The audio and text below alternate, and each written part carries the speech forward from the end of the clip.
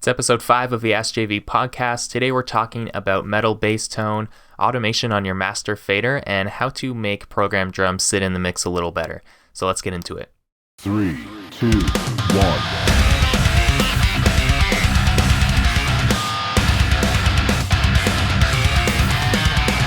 This is the ASKJV Show. Our first question comes from Matria. I was wondering if you'd do an AskJV episode or tutorial on recording, mixing metal bass.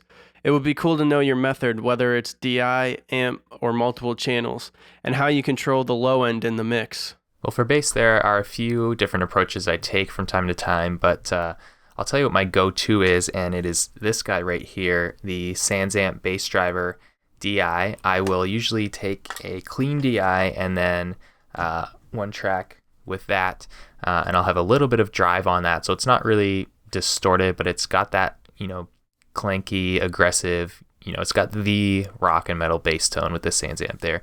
So I'll take that, and usually I'll use that as like my main bass tone, and then I'll also take the clean DI track and use a plugin to make that really, really dirty, and then filter that in the mix, and then just blend it in under the cleaner SansAmp track, and then that just gives me a little extra cut through the mix and a little extra drive and aggression. It depends on the song, on the artist, how much of that we need. So that's really my go-to thing. I'll if I'm just sent a DI to mix, I'll often just put it out through this pedal and reamp it and bring it back in. Really love that thing. Other than that, it's usually just a combination of a cleaner sound and then a dirtier sound that I blend in the mix. So like I said, usually that's SansAmp and a DI. In some cases, it's a DI and an actual bass amp that's mic'd up, depending where I'm recording and what kind of gear we have available. So that's my general approach. It's definitely on my radar to do a video tutorial of mixing heavy bass. I have done some stuff in the past in some free training series that I run or on webinars. So make sure you're on the mailing list to get access to that, but I will try and do something on YouTube soon as well. Our next question comes from Alex. Hey Jordan, I have a question that may seem kind of silly. I know some engineers tend to do little volume boosts on the master fader every time there's a new part of the song coming. So my question is, isn't it weird to end up having a song that's 5 or 6 or whatever dB louder at the end than it was at the beginning? Or is it okay to go back, say 2 dB from a chorus into a second verse and then come back up when there's another chorus? I'm hoping my question makes sense. Thanks. Hey Alex, that's not weird at all. That's a good question. Yeah, that is something I do. In this genre, heavy music, no, it's not common to have a song end 6 dB louder than it started. There's, everything's pretty loud, and there's not going to be that much dynamic range, but you can use these moves on the master fader to emphasize different sections, like you said. So it's definitely something I've done many times before. If I've mixed a song and the chorus just isn't quite hitting hard enough, I'll totally just take the master fader and turn it up, a half a dB or a dB for the chorus. But to answer the other part of your question, yeah, it's okay to bring it back down too. The whole point of this is to make smaller sections sound smaller so that the bigger sections sound bigger. So absolutely, sometimes that means bringing down a verse or a bridge by half a dB. You can do this on the individual track level as well, but it works on the master fader with subtler moves. So yeah, it's usually not a matter of, constantly stepping up the level until at the end you end up, 5 dB above where you started, like you said. It's just, you don't have that headroom in this kind of music.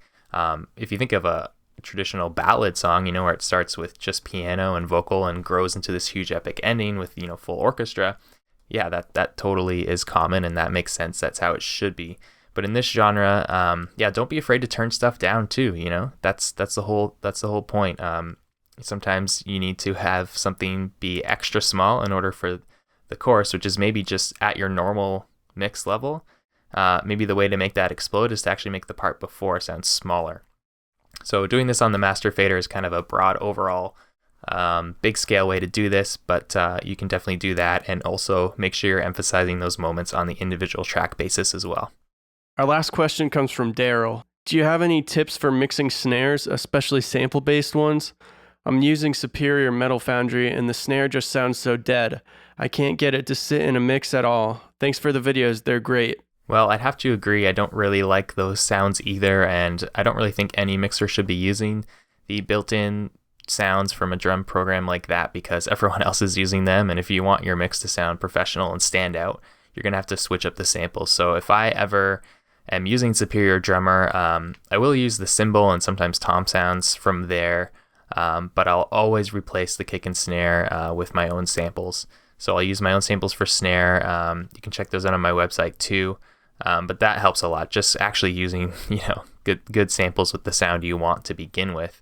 And beyond that, it's just typical mixing techniques for snare. You might not need as much EQ and as much processing as you do for a live snare because, with program stuff, it's already processed a lot. But it's the same, the same principles apply. Use your parallel compression, use EQ. Don't be afraid to process and EQ the samples to make them fit your mix. Like I used to, just throw in a sample and never touch it, never process it because I thought, it was already set the way it is and all I can do is mix it. And that's obviously silly. You can do whatever you want. There's no rules. So do what it takes to make it sit in your mix.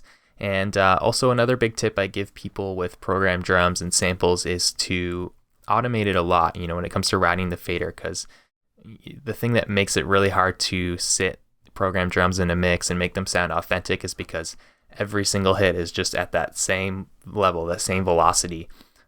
So what I do in the mix is I actually try to picture as if I was actually playing this song on drums, or if a live drummer was actually playing this, and say, where would they emphasize the downbeat? Where would they be hitting the snare harder? Where would they be hitting the snare quieter? Riding the fader like a drummer would is a really good approach for that. So try that out.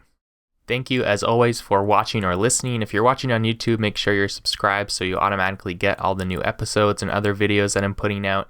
If you're listening on the go with your podcast app, make sure you're subscribed on there as well. And this show runs on your questions, so keep submitting them. It's awesome having the questions come in. So go to AskJVPod.com or use the AskJV hashtag on social media, or just leave a comment on the YouTube video here with your question, and we'll try to get to those as well. I love doing this show, so thanks for your support. Thanks for listening. Last thing, I'm giving away my free mixing cheat sheet still. Head over to the URL that's going to be posted in the description here. Just enter your email. You'll be on my newsletter. Get tons of free stuff. That's where I give out my best content. So get on the newsletter, get your free mixing cheat sheet, and I'll see you in the next show.